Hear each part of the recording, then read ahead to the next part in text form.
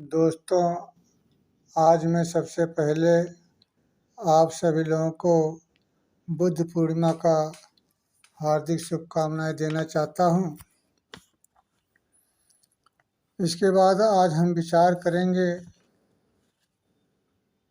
कि भगवान बुद्ध को जब संबोधि प्राप्त हुई तो वह पहला धम्म उपदेश किसको दिए थे। जब भगवान बुद्ध को ज्ञान प्राप्त हुआ तो उन्होंने निर्णय किया, उन्होंने सोचा कि यह उपदेश पहले क्यों ना मैं अलार कलाम को दूं। उन्हें इस बात का ध्यान आया, जो कि बहुत बुद्धिमान, समझदार और निर्मल मानते थे भगवान बुद्ध अलार कलाम को। लेकिन उन्हें पता चला कि अलार कलाम इस दुनिया में नहीं है, उनकी मृत्यु हो चुकी है। तो फिर उनके दिमाग में आया कि उदक रामपुत्रा को ही पहला उपदेश अपना क्यों ना दूं। लेकिन उनका भी शरीरोपांत हो चुका था, यानी वो भी मृत्यु को प्राप्त हो चुके थे। तब उन्हें अपने उन 5 साथियों का ध्यान आता है जो निरंजना नदी के तट पर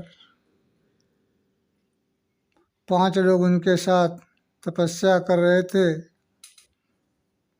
और सिद्धार्थ गौतम के द्वारा जो सुजाता की खीर खा लिए थे, तो ये लोग नाराज होकर चले आए थे। कह रहे थे तो पदभ्रष्ट हो चुके हैं, ये तो खाना पीना सब खा रहे हैं, रसभोगी हो गए हैं। वो लोग वहाँ से नाराज होकर के चले आए थे। तो भगवान बुद्ध ने सोचा कि यह उपदेश क्यों ना उन 5 तपस्वियों को ही पहले अपना उपदेश दूं। तब उन्हें पता चला कि ये 5 तपस्वी वाराणसी के निकट सारनाथ में इतिपत्तन मृगदाह में रह रहे हैं। तो बुद्ध उनकी खोज में उधर की ओर चले जाते हैं। जब वहाँ जाते हैं तब वे 5 तपस्वी भगवान बुद्ध को आते हुए देखते हैं। तो वो लोग सोचते हैं कि आ रहे हैं गौतम, अब हम उनका स्वागत बंदन नहीं करेंगे। उनके आने का हम लोग खड़े नहीं होंगे, अपने स्थान से बैठे ही रहेंगे। उनके लिए एक आसन लगा देंगे, उनकी इच्छा होगी बैठेंगे तो बैठेंगे, नहीं तो कोई बात नहीं। ये लोग ये सोच रहे थे, लेकिन श्रमण गौतम अपनी मस्ती भरी चाल से चले आ रहे थे।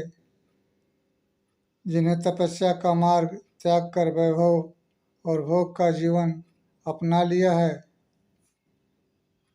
उनका हम लोग स्वागत नहीं करेंगे। इस बात पर 5 आपस में सहमति बना लिए। लेकिन जब बुद्ध उन लोगों के समीप पहुंचते हैं तो ये लोग 5 परिवज्जक जो थे अपने निर्णय पर दृढ़ संकल्प नहीं रह पाए, यानी और लोग जो कह रहे थे उस पर खड़े नहीं उतर पाए। बुद्ध को देख करके, उनके व्यक्तित्व को देख करके ये लोग अपने आसन से खड़े हो गए। एक ने बुद्ध को का पात्र लिया और एक ने चीवर संभाला और एक ने आसन बिछाया और एक अन्य 5 पाँव धोने लगे, पानी ले आया। वास्तव में एक अप्रिय अतिथि का यह असाधारण स्वागत था। इस प्रकार जो अपेक्षावान थे वे श्रद्धावान बन गए।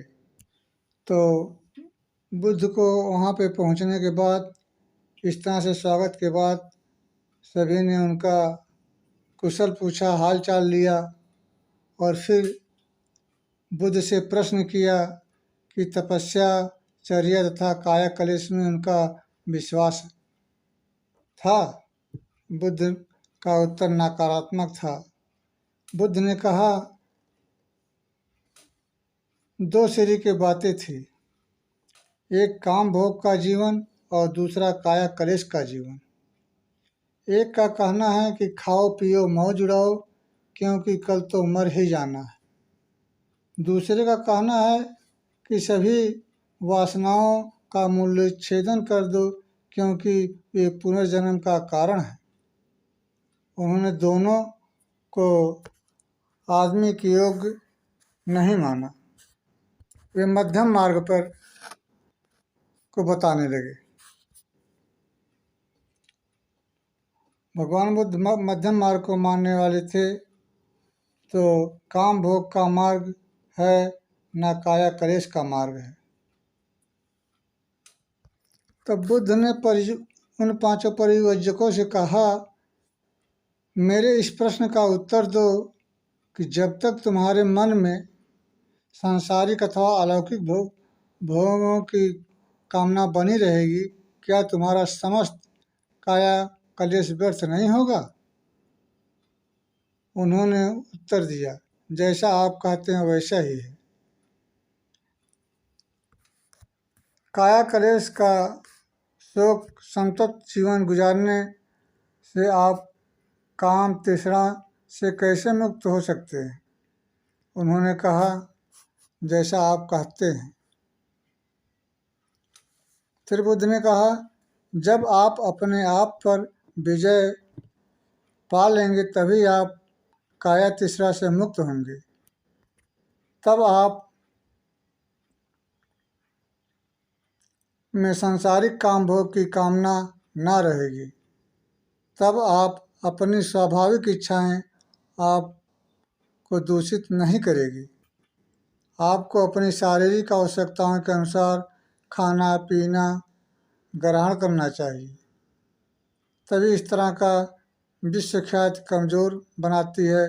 विषयों में अस्वस्थ प्राणी वासनाओं का गुलाम होता है।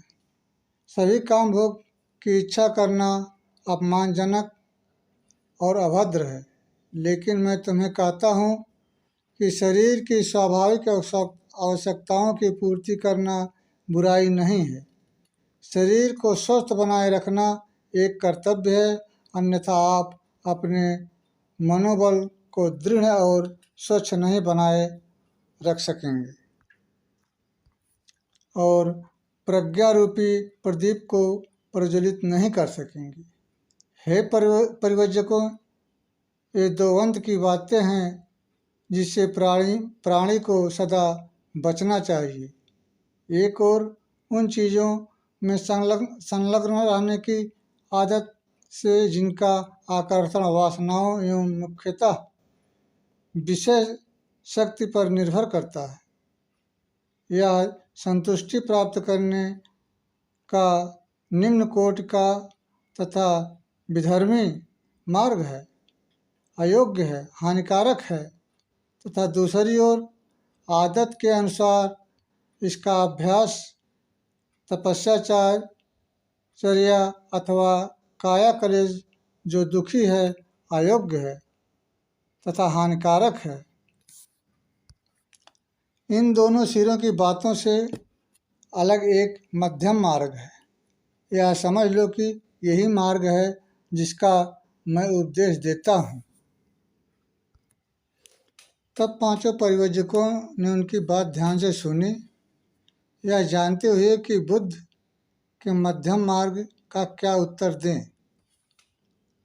फिर उन लोगों ने प्रश्न किया कि जब हम आपको छोड़कर चले आए थे तो आप इसके बाद आप क्या कर रहे थे?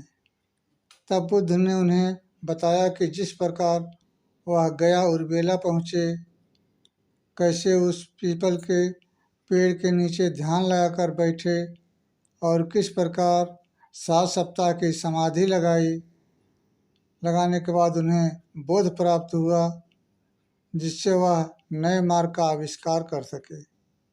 यह सुनकर परिव्राजक उस नए मार्ग के बारे में जानने के लिए अत्यंत अधीर हो उठे।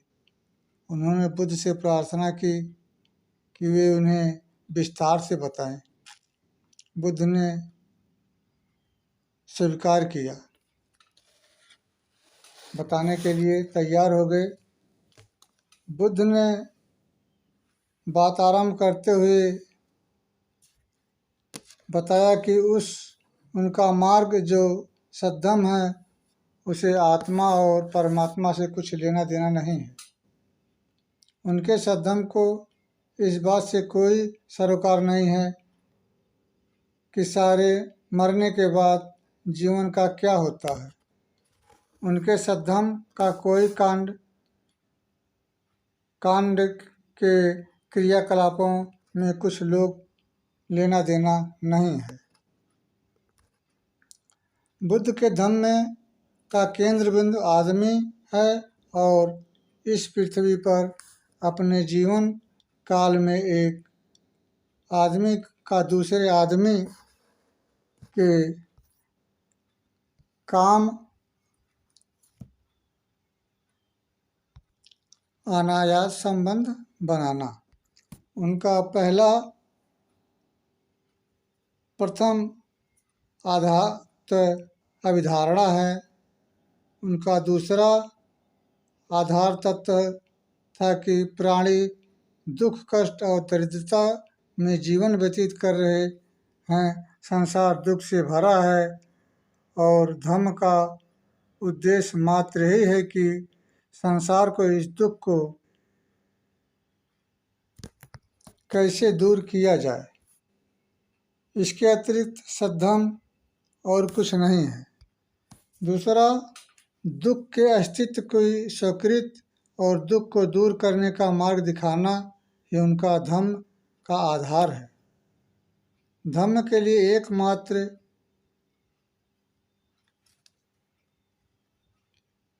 यही सही आधार है और उचित हो सकता है। जो धर्म इस बात को स्वीकार नहीं करता, वह धर्म ही धर्म नहीं है। हे परिव्राजकों, वास्तव में जो भी श्रमण हो या ब्राह्मण हो, यह नहीं समझते कि संसार में दुख है और उस दुख को दूर करना ही धम्म है। प्रमुख समस्या है, मेरे विचार में उन्हें श्रमण और ब्राह्मण ही नहीं मानना चाहिए। ना ही वे समझाने वाले हैं और ना ही यह जान पाए कि इस जीवन में धम्म का सही अर्थ क्या है। तब उन 5 तपस्वियों ने पूछा, यदि आपका धम्म का आधार दुख का अस्तित्व है और उसे दूर करने का, तो बताइए कि आपका धम्म दुख का नाश कैसे करता है। तब बुद्ध ने उन्हें समझाया कि उनके धम्म के अनुसार यदि हर आदमी पवित्रता के पथ पर चले, धम्म पारायणता के पथ पर चले, शील मार्ग पर चले, तो इससे सभी दुखों का अंत हो जाएगा। और उन्होंने आगे कहा कि उन्होंने ऐसे धम्म का आविष्कार कर लिया है। तो इसी के साथ नमो बुद्धाय, जय भीम। फिर अगली वीडियो में मिलते हैं। अगर वीडियो अच्छी लगे तो लाइक करिए, शेयर करिए, चैनल को सब्सक्राइब करिए। नमो बुद्धाय, जय भीम।